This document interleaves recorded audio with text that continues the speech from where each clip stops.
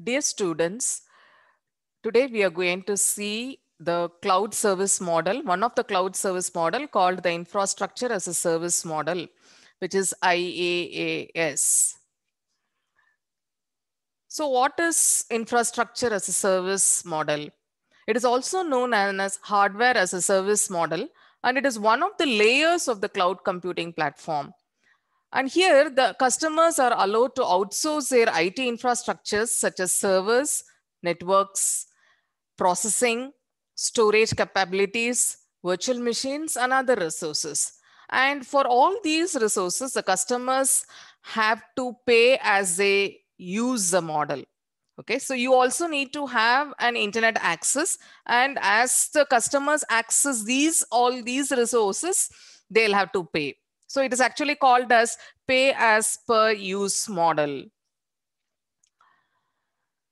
So, but then when you see about the traditional hosting services, IT infrastructure was rented out for a specific period of time with a predetermined hardware configuration. So the client will pay for the configuration and the time regardless of the actual use. So with the help of this infrastructure cloud computing platform, clients can, you can dynamically scale the configuration. So according to your changing requirements, and you will be built upon on the services that you actually use. So you will not be built upon the services which are not used by the customer. So this is a very beneficial platform as it eliminates the need for every organization to maintain the IT infrastructure. So the organizations need not maintain any of the IT infrastructures. Okay, so you can just rent out all these things, use them, and pay for them. Okay, so this IaaS is offered in three models. We know that we have the public cloud, private cloud, and the hybrid cloud. So in private cloud, it involves that the infrastructure that is to be used by the customer will reside at the customer premises only. And in case of the public cloud, we can see that the cloud computing platforms data center will be actually used, and the hub hybrid cloud is going to be a combination of both the private cloud as well as the public cloud, in which the customer can select the best of whatever he wants, whatever services that he wants, both from the public cloud as well as from the private cloud. So this cloud provider provides following services like compute is one of the service, storage is another service, networking capabilities is another service, and load balancing. Okay, so when we talk about the computing as a service, then it involves that we know if it is going to be computing, then it's going to involve the central processing units and the main memory. Okay, so virtual machines can be created as a computing as a service, and it will include both the virtual central processing units as well as a virtual main memory, so that it can be used at the user side or at the end user side.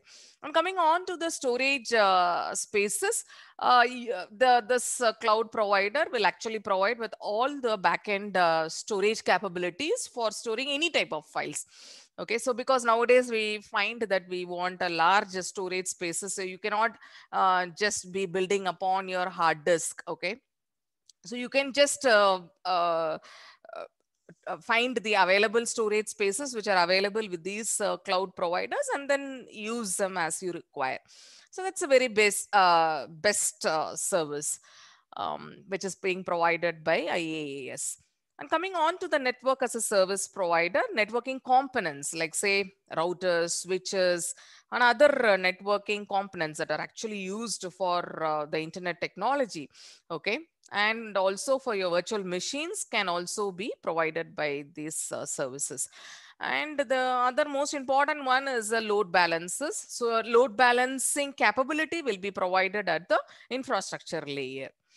Okay, so these are the compute, storage, networking, and the load balancing capabilities given by IaaS. And coming on to the advantages of infrastructure as a cloud computing layer, we have a shared infrastructure so that multiple users can share the same physical infrastructure. And also there is, you can access all these resources over the internet, and you can pay for that as you use them. So whatever you have used, only for that you actually pay.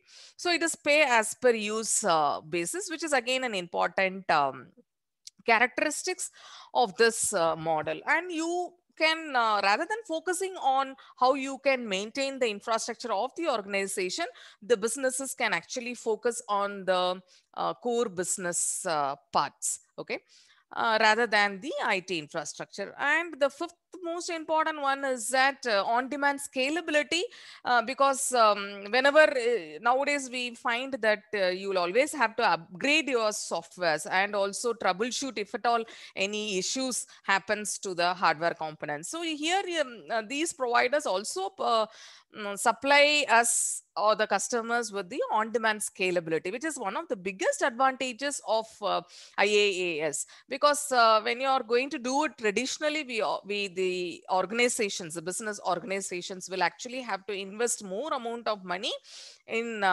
this infrastructure, which is not, so this is actually, this layer is actually taken by the cloud service provider. So that's a great advantage. Coming on to disadvantages, the security as usual in many other applications, this is also, it's a biggest issue. And we are able to see that these cloud service providers are not able to provide the customers with 100% security. And coming on to maintenance and upgrade, um, so although these providers maintain the softwares, but then the upgradation of the softwares in some of the organizations is not there. So that's one of the disadvantage. And coming on to the interoperability issues, it is difficult actually to migrate the virtual machines from one infrastructure as a service provider to the other. So in that case, what happens is that the customers might face a problem when you actually wanted to relate this particular service to another vendor. In that case, the customer will be logged in. Okay, so that's one of the disadvantage. And coming on to the important points, core important points about IaaS cloud computing layer is that this IaaS cloud computing platform cannot replace the traditional hosting method, but it provides more than that. Okay, so each resource that the customer uses are all predictable and as per usage. And this may not eliminate the need for an in-house IT department. It will actually be needed to monitor or control the setup. So IT salary expenditure might not reduce significantly, but other IT expenses can be reduced by using this particular service. And breakdowns at the IaaS cloud computing platform vendors can bring your business to a halt, because the disaster management, if at all the vendor is able to, or he has got, there is a very good disaster management system, then this particular breakdowns can be avoided. So we have to make sure that you have a service level agreement with the vendors, and they provide us with the backups of the data or the hardware network and the application failures. And also image portability and third party support is also a plus point. And also we can be able to find that the vendors can get access to our sensitive data, and they can engage with credible companies or organizations, and their security policies and the precautions that is to be taken by the customers. You will have to study all these security policies and the precautions. Now coming on to the top IaaS providers, we have the Amazon Web Services, NetMagic Solutions, Rackspace, Reliance Communications, Sifi Technologies, and Tata Communications. We also have other vendors as well, but these are all going to be the top providers. So Amazon Web Services, actually it's a pioneer in cloud computing platform. It offers auto scaling, cloud monitoring, load balancing features, and each and every vendor, they provide their own services.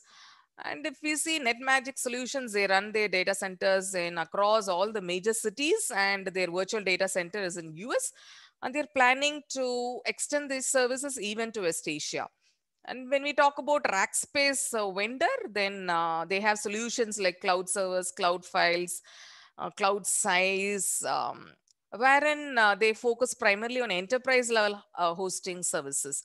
And when you come on to the Reliance Communications, we have the Reliance Internet Data Centers. It actually provides or supports with both the traditional hosting as well as the cloud services, and with its data centers in all the major cities. And coming on to Sippy Technologies, wherein this vendor covers all the three different cloud services like IaaS, PaaS, and SaaS. Okay. And the last one is Tata Communications.